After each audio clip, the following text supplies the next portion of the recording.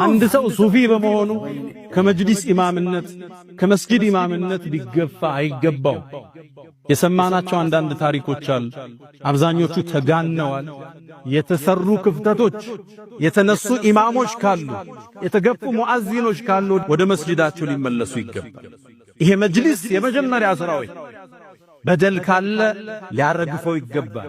ያ ሁሉ መስዋዕትነት የተከፈለው እኩልነት ፍትህ ለማቀፍ እንጂ ለመግፋት አይደለም። የሐሳብ ልዩነታችንን በዕልም እንወያያለን። ሰለፊ ሱፊ ቁጭ ብለን ዑለማዎቹ ያስቀመጡት መስፈርት አለ እናወራለን። ይሄ ታላቁ የነጃሺ መስጂድ አሁን ለምለው ሐሳብ ማኛችን ነው፣ ምስክራችን።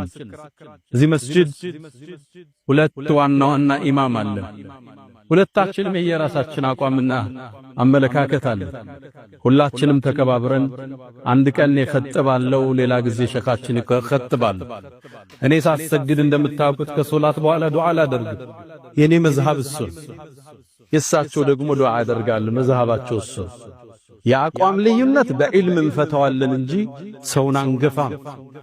ይሄ መስጂድ የመቻቻል የአብሮነት የመስተጋብር ሐውልቱ ነው። ለዚህ ትውልድ ይቀጥላል። እኔም በዚህ ሐሳብ ተስማምቻለሁ። የሳምንቱ የያሲን ኑሩ ዳዕዋና ኹጥባ እያንዳንዱ ተመችቶኛል። በዚህ ጁምዓ የተደረገው ነገር ታሪካዊ ነገር ነው። ያሲን ኑሩ አላህ እድሜን ያርዝምልኝ። ሁላችሁም በደንብ ኮፒ ሊንክ ያደርጋችሁ ለያሲን ኑሩም ያላችሁን ፍቅር በኮመንት አሳዩ። ወዳችኋለሁ።